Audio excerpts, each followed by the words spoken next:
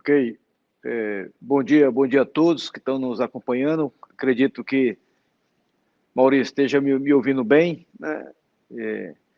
E eu tenho aqui uma breve apresentação para a gente meio que tentar construir aí diante do que o Fernando Veloso e o Pedro Cavalcante comentaram, a gente fazer aí alguma reflexão, mas agora tendo um ponto de vista mais regional, né?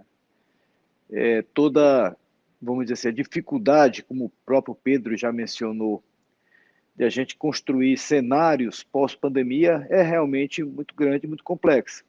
Vivemos num período de muita incerteza, não temos histórico recente de uma pandemia, o que ela pode provocar. A última que nós temos semelhante a isso, são 100 anos atrás. Então, isso nos deixa sem memória para imaginar do que é que a gente pode acontecer nesse cenário. E ainda mais, eu acho que o ponto principal é que a situação se torna mais complexa ainda examinando na questão regional.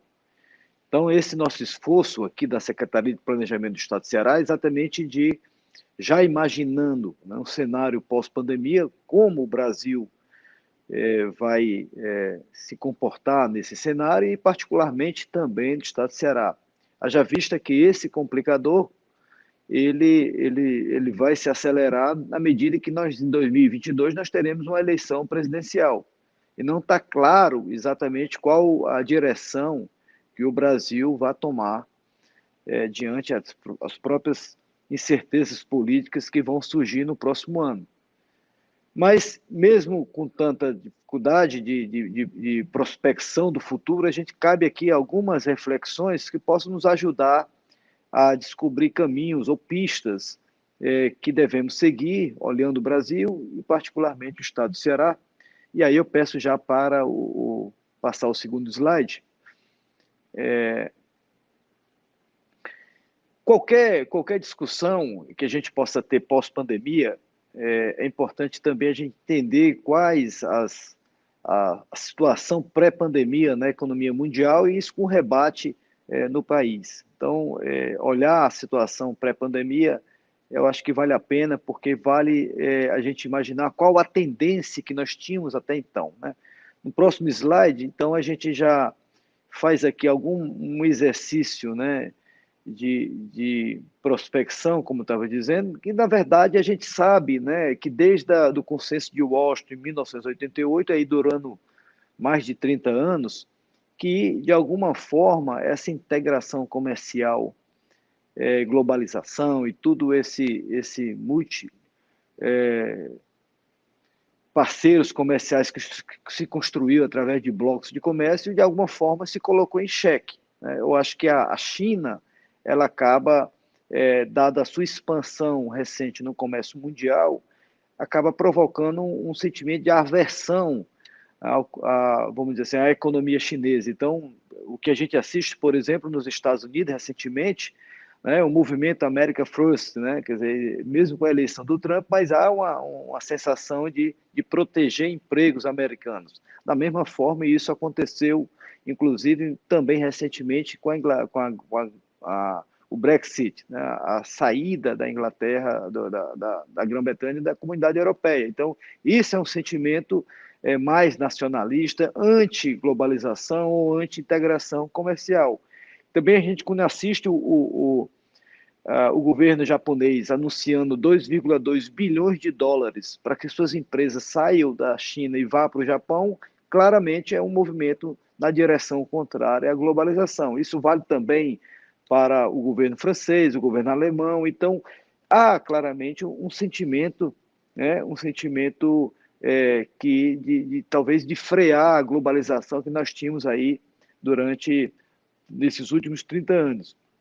E esse sentimento, essa aversão à China, isso acaba provocando consequências econômicas, ou seja, o tabuleiro de xadrez político, geopolítico, tem consequências econômicas que, na verdade, isso é acentuado pela possível maior participação que esses países, principalmente os considerados desenvolvidos, possam encontrar em outras economias ditas emergentes. Aí eu posso falar do México, eu posso falar da Índia, do Vietnã, inclusive o próprio Brasil.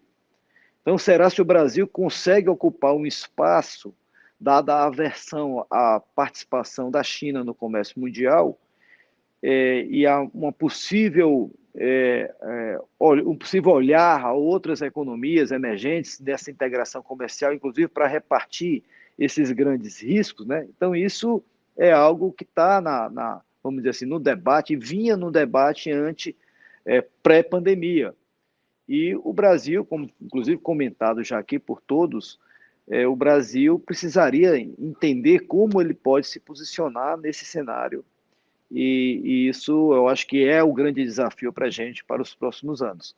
Então, na sequência, no próximo slides, eu vou falar um pouco aqui do que a pandemia, se ela de alguma forma, ela intensifica esse movimento mais, dito assim, nacionalista, ou movimento mais de isolacionismo, não só político, mas talvez um pouco também econômico.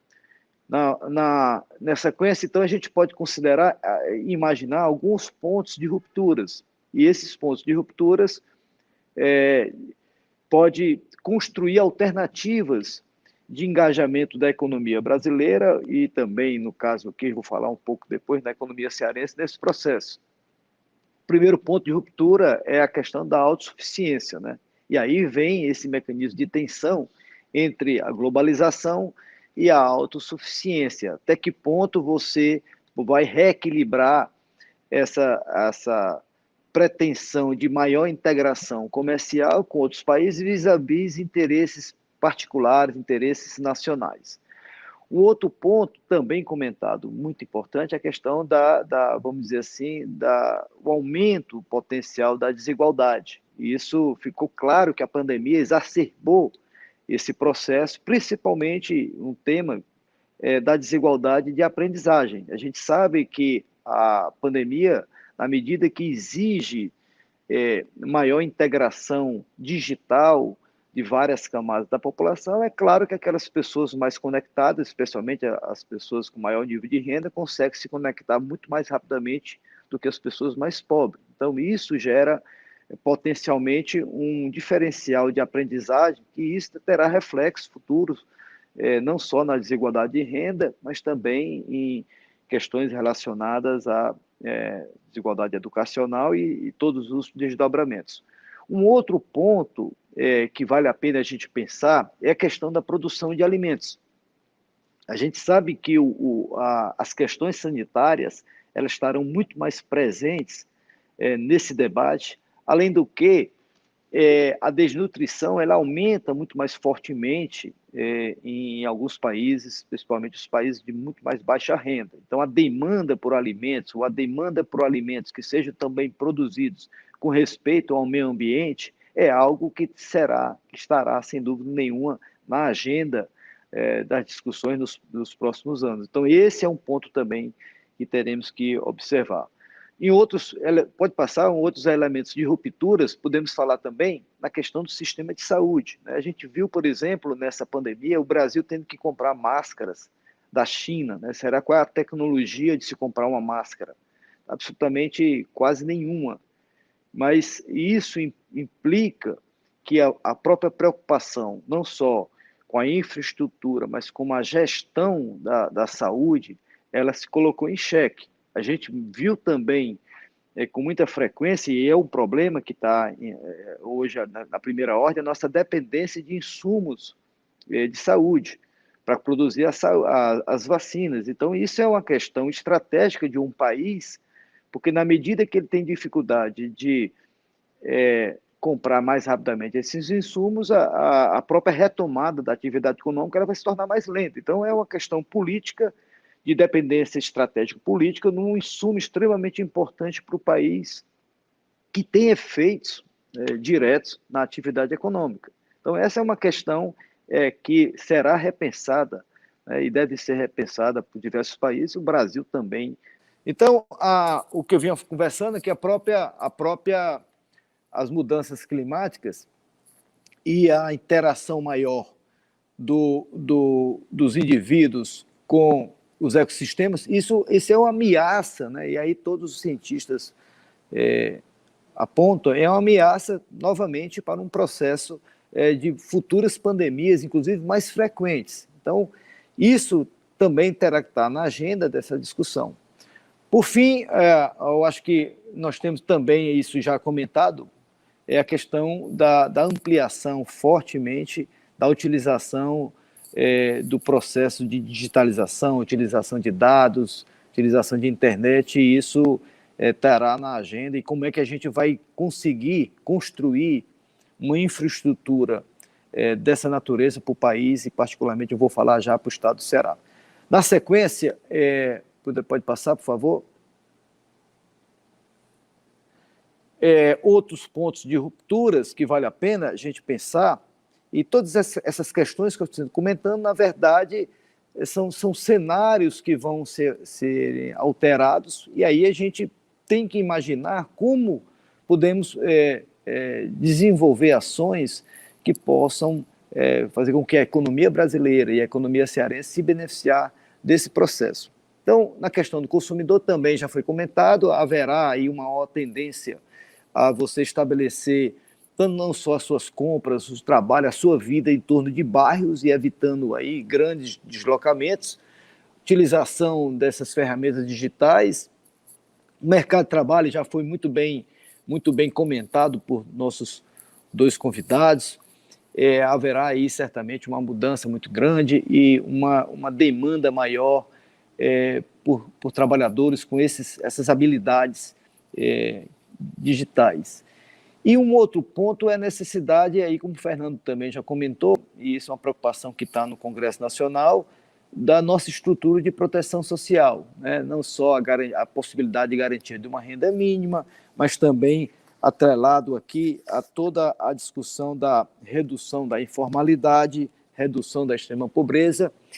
E, nesse aspecto, é fundamental entender que a questão fiscal ela toma uma participação muito importante nesse processo, porque não só o país, mas aqueles estados com maior condição fiscal, certamente terão pré-condições melhores do que outros para participar dessa retomada. E a gente sabe que, no caso do estado do Ceará, que tem durante muitas décadas, aí, desde o final da década de 1980 até agora, feito aí um trabalho de consolidação fiscal exemplar no país, a ponto de o Ceará ser, durante os últimos 6 anos, o maior investidor líquido do país, considerando a receita corrente líquida. Então, isso coloca o Ceará na vanguarda na sua capacidade de investimento público. Eu volto já para esse tema. Na sequência, vamos falar um pouco o que vem a ser a pós-pandemia, pode passar, e aqui a gente, eu tomando cuidado, elencando aqui três grandes áreas para mostrar que essas áreas, ela precisa, né? Precisa a gente ter aí uma participação muito mais eficiente do setor público, né?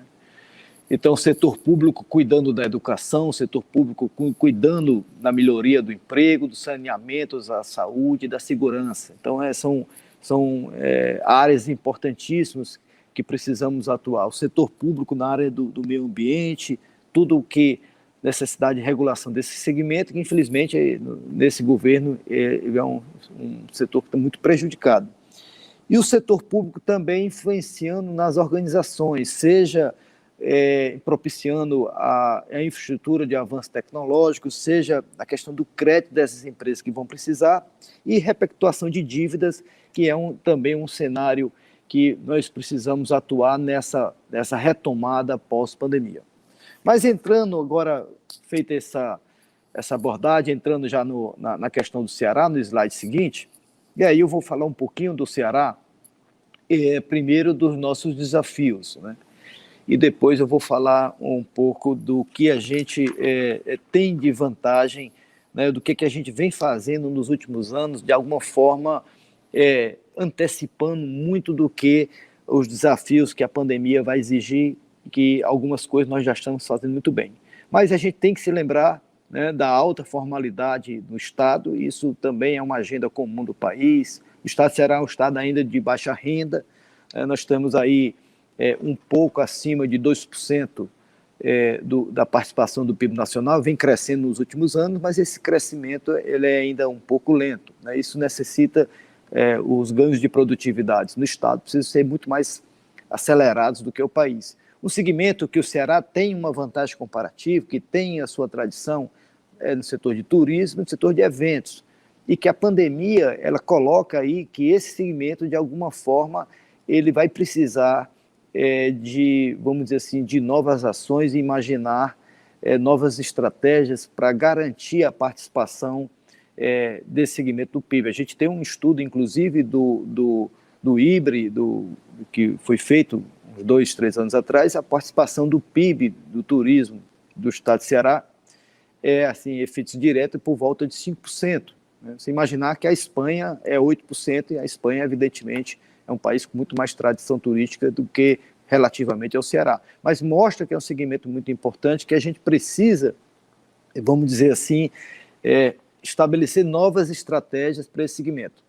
Outro ponto é sairmos, né, na medida do possível, de empreendimentos de baixa produtividade, que o Ceará ainda possui, e imaginar essa transição para economias de mais alta produtividade. Uma maior participação no comércio nacional e internacional, isso garante também ganhos de produtividade para o Estado, e isso é uma agenda que nós precisamos também avançar. E o outro desafio que vem nos afetando que é a ideia agora de pobreza digital, né? A gente tem a devida noção que as pessoas mais pobres, para elas, nesse novo momento que vai acontecer pós-pandemia, puderem, vamos dizer assim, ter maior capacidade de engajamento a toda a dinâmica econômica que vai surgir, elas precisam estarem conectadas.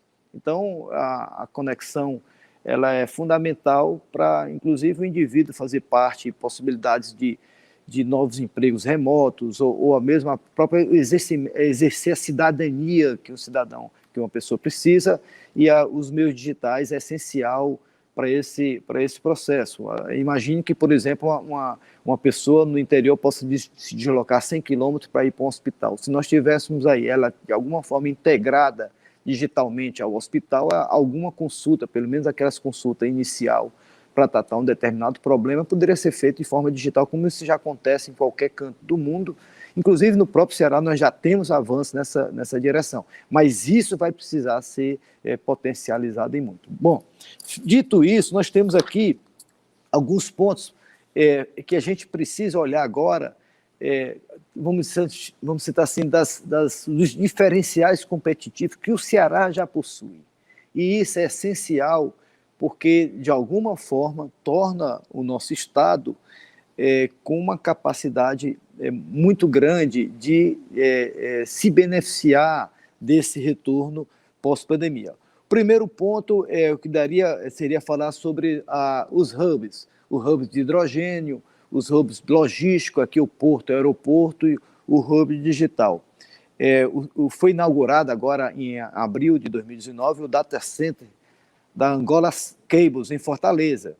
Né? Isso tem gerado um ambiente favorável à expansão do hub portuário e logístico, né? A possibilidade de empreendimentos utilizar essa conexão, porque o Ceará ele tem uma posição estratégica não só com os Estados Unidos, com a Europa, mas e com a África. Então, essa vinda do hub digital, sendo o Ceará o recebedor, né, de todas essas conexões, isso dá uma vantagem para o Estado. Será muito grande, porque ele pode armazenar nesse sentido, dado que a expansão da economia digital ela vem com muito mais velocidade, a gente pode hospedar, né, grandes prestadores de serviços nessa linha, como a Amazon, a Microsoft, a IBM, inclusive essas grandes empresas já estão em negociações com o Estado do Ceará, buscando essa potencialidade que nós temos nessa direção. Então, o Ceará se tornando aí uma referência e todo vamos dizer assim, o desdobramento que isso pode produzir na própria economia digital. do Estado. Então, esse é um ponto fundamental, e isso aqui sem falar também, né, do hub de hidrogênio, que o Ceará, eu vou falar um pouco mais na frente, mas recentemente ele pode exportar energia vindo de hidrogênio para a própria Europa. Então, isso é uma agenda também importantíssima. O Porto do Pecém, construído nos últimos anos e aperfeiçoado a cada ano, ele também tem um papel importante nessa integração. Então, a gente tem a infraestrutura, está construindo a infraestrutura digital, portuária, aeroviária, para possibilitar essa maior integração. Um outro ponto dessa participação é o próprio legado que a saúde deixa, né? A saúde, o Estado do Ceará, com esse esforço gigantesco no combate à pandemia, e para vocês terem ideia, nós gastamos, em termos de orçamento do Tesouro do Estado do Ceará, mais de R$ 1 bilhão nesse último ano, exatamente de todos os esforços de construir uma infraestrutura de saúde que possa atender toda a população ligada à pandemia da Covid-19. Então, isso é um legado que vai ficar. E esse legado ele vai ser, vamos dizer assim, potencializado por duas grandes ações em andamento no Estado. Primeiro, aqui no município de Eusébio, ser criado um polo industrial e tecnológico de saúde, né? Tanto é que nós temos já a Fiocruz aqui sendo instalada e a Biomanguinhos, então isso vai inclusive estabelecer diversos serviços de saúde fora do Rio de Janeiro, de alta tecnologia em saúde, inclusive na produção de vacinas. Então esse vamos dizer assim, é um esforço que já vinha antes da pandemia e certamente a pandemia reforça mais ainda, dados os investimentos que estão sendo feitos pelo Estado nessa direção na saúde. Também aqui no complexo, aqui no bairro de Porongambuçu, nós já tínhamos lá acumulado diversos hospitais, inclusive o hospital universitário, então lá está sendo já desenhado, né, um distrito de inovação de saúde, que será o primeiro da América Latina. Então, lá, dado o cluster que se criou da saúde, não só no atendimento, mas na geração de alguns equipamentos hospitalares e a próprio conhecimento, então nós temos aí também já construído esse ambiente para esse avanço. Na questão das energias renováveis, eu digo que talvez seja aí vamos dizer assim, o vetor mais importante de desenvolvimento do estado do Ceará. Porque, se você tem uma ideia, em termos de energia solar, o Ceará já é o segundo maior produtor do país, com um potencial gigantesco nessa direção, dada a própria característica, né, do estado nessa situação. Em termos de energia eólica, nós somos o terceiro do país, mas já estudos mostram o nosso maior potencial que temos. O Pedro e o Fernando são frequentadores aqui de muito tempo no Ceará, então, inclusive o Pedro já ia para Paracuru há muito tempo atrás, quando ele gostava de pegar onda, não sei se ainda pegava, mas a gente sabe que o nosso litoral ele tem um potencial gigantesco da utilização da energia eólica. E isso traz aí uma agenda de uma energia limpa, que o mundo vai se deslocar fortemente já nessa direção. Tanto é que a gente assiste recentemente o Biden, todo o projeto de infraestrutura para você caminhar na direção de energia renovável. Então, o Ceará tem esse potencial pela sua própria condição geográfica.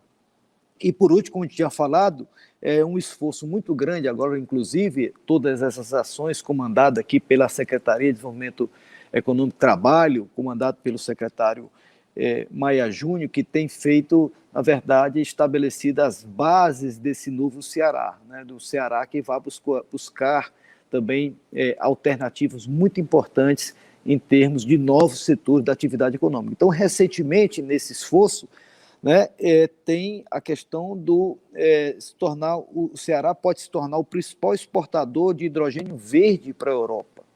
Então, isso está sendo já negociado com uma empresa da Austrália para exatamente utilizar o Estado nessa plataforma. Então, isso você está ganhando espaço muito rapidamente nessa agenda.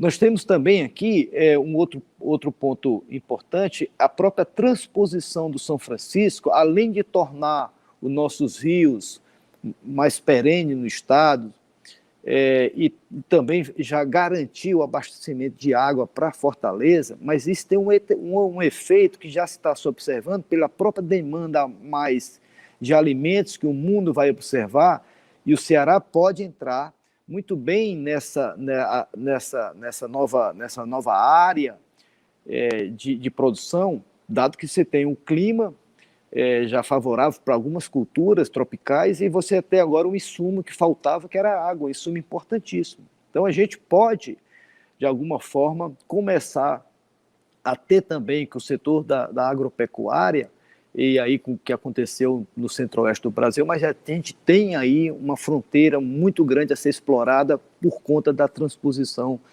do São Francisco. Uma outra agenda é a agência da inteligência governamental.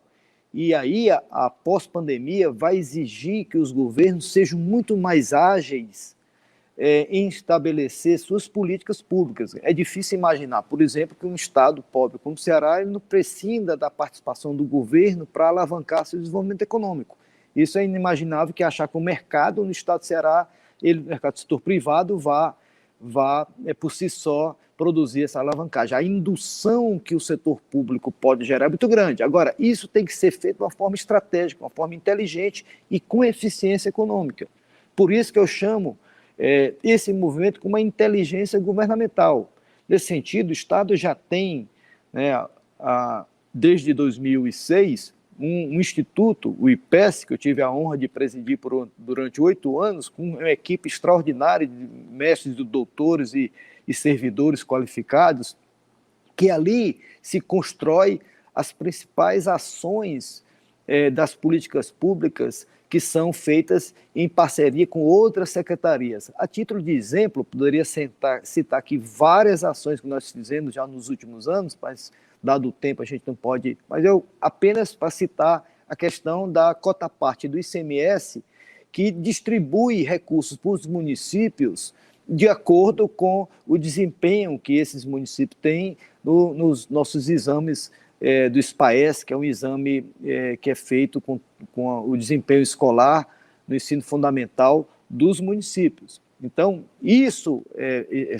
essa inteligência de construir um incentivo correto para os municípios, de forma a eles atingirem as metas que nós desejamos, e isso foi muito bem pensado. Haja visto que das 100 escolas do ensino fundamental do país, públicas, 88 estão no Ceará. Então, esse efeito da educação, ele será, mais cedo ou mais tarde, produzido, transformado isso em ganho de produtividade no mercado de trabalho. E a gente foi buscar inicialmente lá na educação do ensino fundamental, especialmente o fundamental básico e até o 9º ano, porque isso é uma ação do município. O Estado não tem gerência direta, mas o que importa é estabelecer as condições para que haja esse desempenho satisfatório, e é o que está acontecendo. Além do que, mais recentemente, aqui comandada pela primeira-dama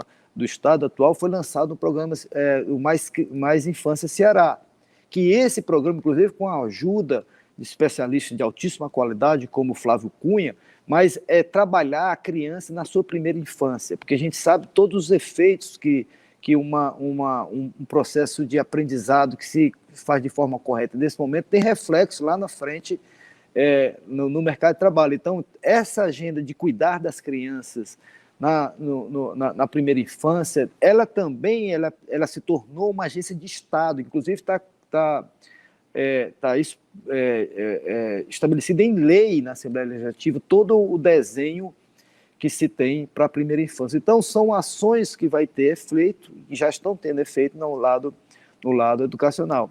A inteligência governamental também, ela entra nesse programa conhecido como cientista-chefe, que a gente tem hoje. Esse programa é uma forma que nós encontramos, nós temos sempre muita dificuldade de trazer a inteligência da universidade para dentro do governo.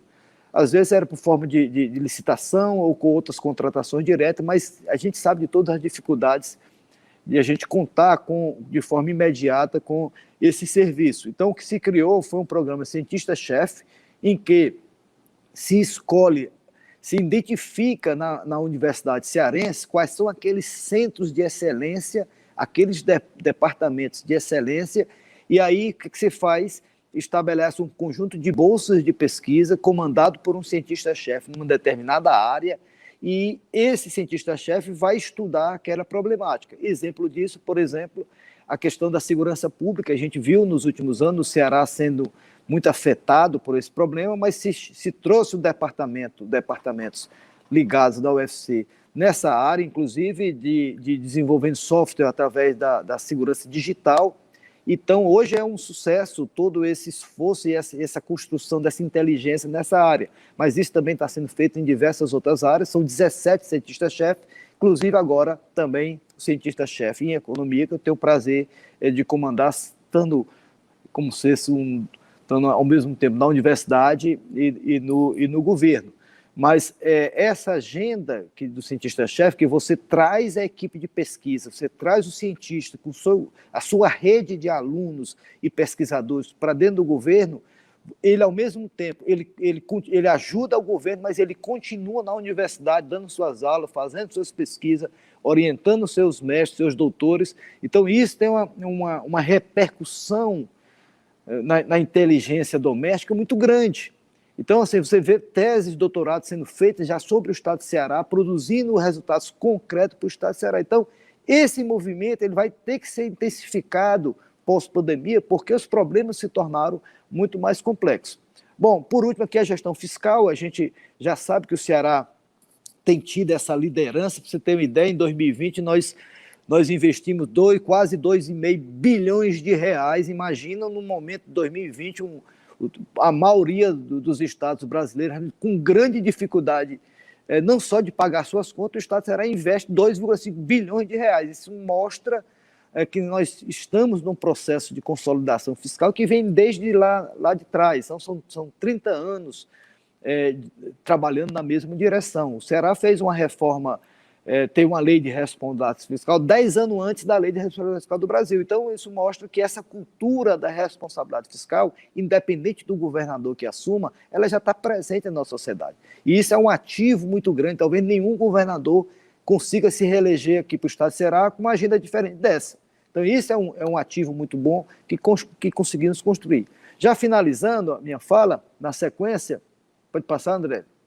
Aqui é uma ilustração do que nós temos do cinturão digital do Ceará, que nós temos 15 mil quilômetros de fibra ótica. Eu acho que nenhum estado brasileiro tem essa rede de conexão. Isso gerou mais de 500 pequenos provedores de internet do estado. Inclusive, se eu não estou enganado, o próprio time do Ceará, acho que ele tem lá da BrisaNet, que é uma empresa que surgiu pendurada do cinturão digital, e isso gerando 5 mil empregos, tem todo esse benefício. Isso foi pensado pelo governador Cid Gomes lá em 2007.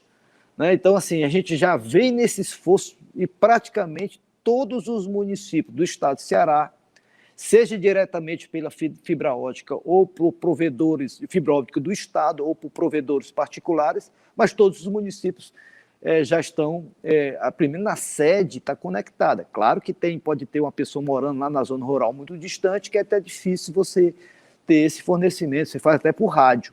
Mas isso dá ao Ceará uma vantagem competitiva fabulosa, porque ele já tem a infraestrutura pronta. E o que nós estamos fazendo nessa pandemia, aí é ampliar o acesso dos alunos às escolas públicas, estaduais e municipais a toda essa rede. Isso está sendo feito, claro que isso precisa de um certo tempo para conectar e acelerar isso. E, além do que, isso tem a promoção de muitos negócios. Então, é uma agenda que, infelizmente, a gente já vinha trabalhando antes da pandemia, mas que se tornou mais importante do que nunca agora. Na sequência, e aí, talvez, eu acho que você pode passar. Na sequência, eu vou falar 2 últimos slides, e muito bem que o Pedro comentou. Aqui são 2 evidências que foram geradas, né? Deixa eu pegar aqui no papel, para ver com mais Foram duas evidências geradas, inclusive pelo trabalho da nossa amiga aqui do IBRE, né, nossa companheira do IBRE, a Silvia Matos. Ela um estudo que ela fez sobre a questão da produtividade no estado de Ceará e linkando isso com os ganhos de educação. Nesse gráfico do lado esquerdo, a gente tem aí, a gente mostra que os anos médios de estudo da população ocupada no Ceará, ela já vem, se olha para 1992, ela era praticamente lá embaixo, e ela sobe agora, já está se aproximando muito, né, por exemplo, a Pernambuco, né, e também ao Brasil. Então, nós estamos numa trajetória ascendente. Quando você olha anos médios de estudo, profissão ocupada, acima, entre 14 e 24 anos, né, aqui no primeiro é acima de 25, e o outro é acima de 14 e 24. Por que acima de 14 e 24? Porque nosso esforço de educação, como eu falei, ele começou no ensino fundamental, começou lá atrás, em 2008, 2009. Então, foi pego primeiro as crianças do segundo ano do fundamental ao nono ano. Então, é essa turma agora, essa coorte que está entrando no mercado de trabalho. Então, você vê que nós já estamos, os anos médios de estudo desse grupo, nós estamos 10 anos, né, já se aproximando do Brasil. Claro, a gente vai atualizando esses números, com certeza nós já devemos estar muito próximo do Brasil. Então, isso mostra uma curva acelerando. Então, esse esforço que está sendo continuado, ele certamente terá efeito no mercado de trabalho, que a gente olha no gráfico a seguir, né, que a gente pode passar, que a gente já imagina os ganhos de produtividade que nós já estamos tendo por conta dessa melhoria da educação. Quer dizer, o processo ele é lento, tá? Mas ele está sendo continuado. Bom, para finalizar, aqui no meu último slide, na sequência, só um detalhe aqui, nesse gráfico a gente tinha, no gráfico anterior, pode deixar, André, a gente viu que a nossa produtividade cresceu 2% ao ano, enquanto o Brasil cresceu 0,9%. Então, isso mostra, né, que, de alguma forma, aquela preocupação do Pedro, muito, muito importante, do como a educação se rebate em produtividade, isso tem que ser realmente melhor entendido, mas lembrando que o Ceará, em 2007, não tinha nenhuma escola de tempo integral. Hoje nós temos 125. Então, assim, grande parte do nosso corpo docente, ele já está na escola de tempo integral, né? Isso considerando o ensino médio. O IDEB do Ceará tem sido sempre um dos melhores. Então, tem todo o efeito da educação na produtividade. Por fim, já finalizando, agora eu finalizo mesmo, eu fico uma pergunta, né, para nossa reflexão, né? Bom, qual a estratégia a ser adotada pelo Ceará para transitar, né, de uma economia de baixa para alta produtividade? Então, eu acho que a grande pergunta para uma economia regional, ou até vale pelo país, também para o Brasil, é como é que você sai nessa transição de uma economia de baixa produtividade, como o Brasil vem apresentando desde 1980, para uma economia que possa ganhar produtividade, que a gente sabe aí, o Pedro me ensinou quando ele chegou já nos Estados Unidos em 1993, e eu fui talvez a primeira turma cobaia dele, e ele veio aí com todas as tecnologias mais avançadas, né, e que trazia para a gente que produtividade é o instrumento mais importante para uma economia ela ter sustentabilidade no longo prazo. E parte dessa produtividade pode vir pela educação. Ou, claro que outros elementos da produtividade total do fator também são importantes. Mas isso é uma discussão que ela se torna mais presente ainda do que nunca, dado que a pandemia vai alterar muitas percepções, não só de empresas, consumidores, do governo. Então, no caso do Ceará, e aqui, finalizando, eu acho que o nosso dever de casa, primeiro, é continuar e acelerar o processo de melhoria educacional, aumentando cada vez mais, por exemplo, as escolas de tempo integral, a qualidade, né, do ensino, e tem toda a agenda que permanece, né? E o segundo ponto é a necessidade de potencializar as políticas de saúde e saneamento básico, porque a gente sabe que produtividade não só está ligada à educação, mas está ligada também à saúde da população. Então, a população sem saúde, sem condições adequadas para tratamento, ela terá pouco dificuldade. Então, dado todo esse histórico, inclusive que eu falei da educação, o Estado foi dividido em 5 macro-regiões de saúde, nós temos hospitais de alta complexidade em cada macro-região, nós temos umas diversas ações de rede de suporte, não só primário como secundário, mas todo esse legado da pandemia, ela continua e vai ficar exatamente para fortalecer mais ainda as condições de saúde da população. Um outro ponto é que, dado a incapacidade fiscal do país e mesmo do Estado, você tem limite, você precisará necessariamente da parceria do setor privado para consolidar esse processo de retomada do crescimento econômico no Estado. E essa parceria ela precisa ser institucionalizada melhor. Então, vamos dizer assim, criar marcos lógicos para a parceria público-privada é um elemento essencial. Inclusive, o próprio nosso programa Cientista-Chefe em Economia, nós albergamos uma pesquisa, ela liderada pelo o professor Sérgio Aquino, que é construir marcos lógicos e institucionalidade de facilitar essa parceria que o Estado possa ter com o setor privado para atrair investimentos privados e em consonância com os investimentos públicos. Então, a construção desse marco lógico, acelerar essa construção, é essencial para garantir os investimentos privados, que, como eu falei lá no começo, certamente a China deixa de ser um elemento estratégico ou potencialmente estratégico do ponto de vista de política. A intenção é encurtar cadeias, a gente não depender de cadeias tão longas como a gente observa nessa pandemia e todo o efeito adverso que isso gerar,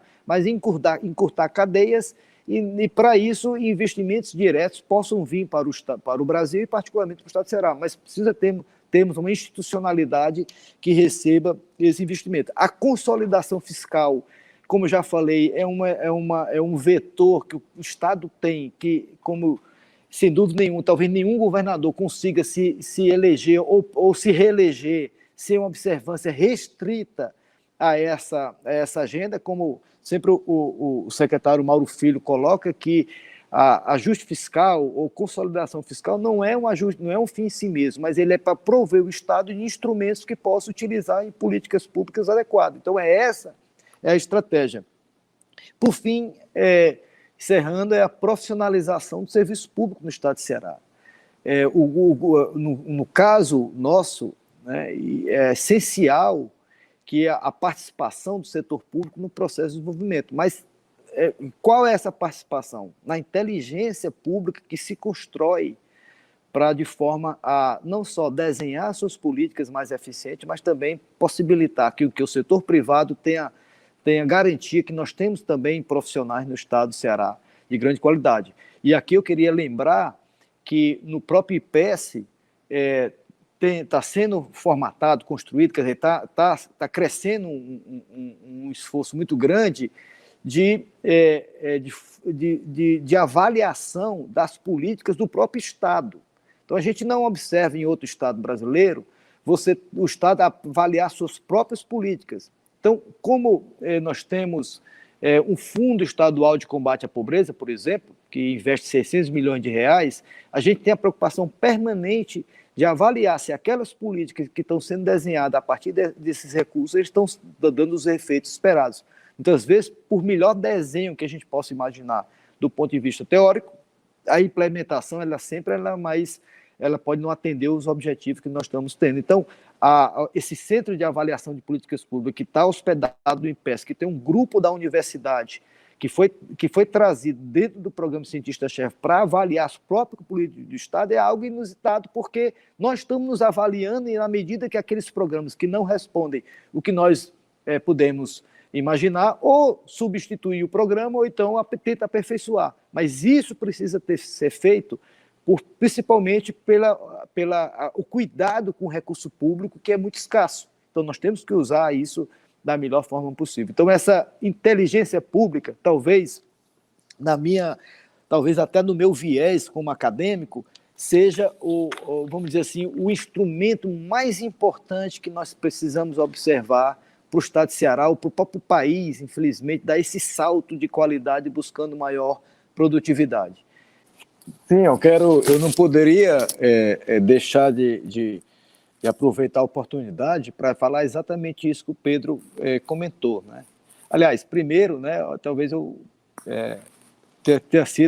tenha feito direitinho, né, Pedro, o dever de casa que os cursos de crescimento lá na IPGE me ensinaram, né, e a oportunidade que eu estou tendo no governo de trazer um pouco da boa teoria econômica para a política pública, né? E isso é um desafio muito grande, né? Vamos dizer assim, a transição da academia para o governo não é algo trivial, né? E tudo se deve fazer pelo convencimento, né? E infelizmente a gente vai nessa direção até esse momento. E o outro ponto, eu queria fazer aqui um resgate histórico, né? Vamos dizer assim, o Pedro comentou um pouco, mas eu queria dar ênfase a isso. Eu acho que a década de 1990, a gente tinha no estado do Ceará, e isso legítimo naquele momento, né, há um esforço muito grande de industrialização do estado, né? Isso era, vamos dizer assim, a guerra fiscal e que inclusive outros estados também praticavam. Isso tudo legítimo, vamos dizer, naquele momento, mas o Pedro e o Samuel, que inclusive quando eu voltei da fundação em 97, o Pedro e o Samuel tinham sempre um carinho muito grande com o curso do CAEM, inclusive eles foram fundamentais na própria consolidação do doutorado do CAEM já no início da década de 2000, mas o Pedro e o Samuel traziam uma agenda nova, vamos dizer assim, que era a discussão da educação. Então, eu me lembro daqueles encontros do Banco do Nordeste, da AMPEC regional, a gente sempre havia a oportunidade de chamar o Pedro e o Samuel porque eles batiam na tecla da educação. Então, o que eu vou dizer agora, talvez eu tenha, vamos dizer assim, não posso provar isso, né? Mas fica para a história, mas toda essa revolução da educação que o Ceará passou a conduzir, primeiro com o governador Cid Gomes, quando prefeito de Sobral, já em 98, ou seja, aquele momento no estado de Ceará que a gente se discutia muito que o incentivo excessivo, né, o olhar excessivo para a indústria não era o melhor caminho, que a gente tinha que pensar em outros caminhos. E o Pedro e o Samuel, naquele momento, foram fundamentais em trazer essa rebeldia, né, vamos dizer assim, para a imprensa cearense, nos debates, inclusive, de alguma forma, uma oposição ao governo na época, e isso tudo natural. Mas, felizmente, essa agenda ela foi absorvida pelo Cid Gomes, quando prefeito de Sobral. E lá, naquele momento, o Cid, em 98, teve a ajuda da Fundação Ayrton Senna, do PB, de pensar uma revolução educacional em Sobral. E muito do que o Cid, inclusive, relata depois, foi muito por tentativa e erro. Assim, seguiu o que o manual dizia, às vezes não dava certo, mas ia tentando e acertando. Até que, em algum momento, a luz no fim do túnel apareceu e as políticas implementadas começaram a dar resultado. Então, quando o Cid foi para o governo em 2007, ele já levou a experiência de Sobral, de 2 mandatos, para o governo do Estado. Depois explodiu isso para todas as regiões do Estado, todos os municípios. Então, e o resultado final de tudo isso, nós estamos aí 15 anos nesse processo no Estado de Ceará, mais tempo ainda no Brasil, em caso de Sobral, mas essa geração que começou em 2007, 2008, ela já está entrando, né, na universidade, já está com 18, 19, começa a chegar no mercado de trabalho. Então, o efeito dessa onda ainda não chegou no estado de Ceará. Ela vai vai chegar já para o próximo ano em termos de completar um ciclo. Então, o que se coloca, a perspectiva para o futuro é muito grande, né, dado essa consolidação também na área educacional. Então, aqui, esse resgate histórico, esse agradecimento histórico ao Pedro e ao Samuel, que lá atrás, né, nas discussões, eles foram fundamentais e foram talvez um dos principais responsáveis de trazer essa discussão, no caso da economia cearense, mas que infelizmente a gente não vê isso aí no Brasil, né? Mas esse reconhecimento histórico aqui, eu gostaria de aproveitar. Pedro, o sucesso da educação no Ceará deve muito a você e deve muito ao Samuel pela provocação saudável que vocês faziam à época e todo vamos dizer assim, a repercussão que isso está gerando em diversas outras atividades econômicas do Estado. Mas agradeço mais uma vez o Fernando, o Pedro, pelo ter aceito o nosso convite e nessa, Maurício, de outras oportunidades nós vamos